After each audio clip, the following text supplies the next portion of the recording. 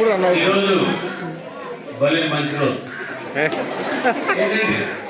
ఏంటంటే ఇది తెలుగు భాషా దినోత్సవం ఆగస్టు 29.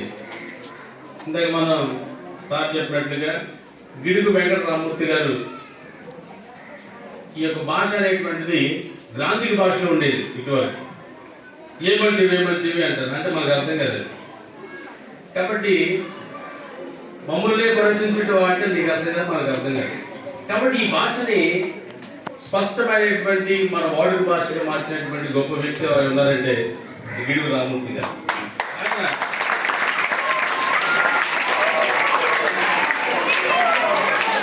అయితే ఈ గిడుగు రామూర్తి గారు జన్మదినోత్సవాన్ని మనం ఎందుకు తెలుగు భాషా దినోత్సవంగా జరుపుకుంటామంటే ఆయన తెలుగు కోసం ఎంతో కృషి చేశారు. తెలుగు భాషని ఎందుకంటే ఈ గ్రాంధిక భాష, ఈ సంస్కృతం ఇవన్నీ కూడా మనకు అర్థం కావు. కొన్ని భాషలు, కొన్ని పదాలు కూడా మనకు అర్థం కావు. కాబట్టి అలా అర్థం కానటువంటి పదాలని, ఆ భాషని వాడుక భాషగా, అంటే మనం ఎలాగైతే మాట్లాడుకుంటామో అలాంటి భాషగా మాట్లాడేటువంటి ఒక వ్యక్తి గిడుగు రామూర్తి గారు. కాబట్టి యాజ్ ఎ స్టూడెంట్స్, గర్ల్స్ అయితే తెలుగు అనేటువంటిది అమ్మ భాష. ఎందుకంటే మదర్ టంగ్. నీకు ఈ మదర్ టంగ్ వస్తే ఎన్ని భాషలైనా నేర్చుకోవచ్చు. మదర్ టంగ్ లో నీ యొక్క మాతృభాషలో నువ్వు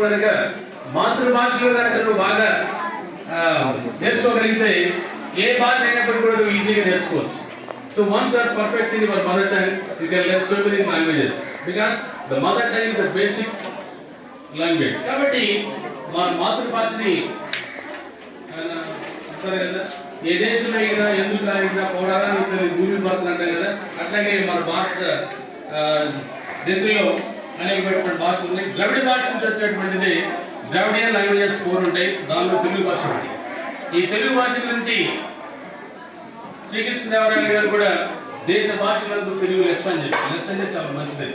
కాబట్టి ఈ తెలుగు భాషని మీకు ఒక సీక్రెట్ చెప్తే ఏంటంటే, ఎప్పుడైతే మనం తెలుగు భాషలో బాగా నేర్చుకుంటామో ఆ భాష నుంచి మనం ఇంగ్లీష్ నేర్చుకోవచ్చు. అన్ని భాషలు కూడా మనం కాన్సెప్ట్ అదర్ లాంగ్వేజ్ తెలుగు నేర్చుకోవాలి. At the same time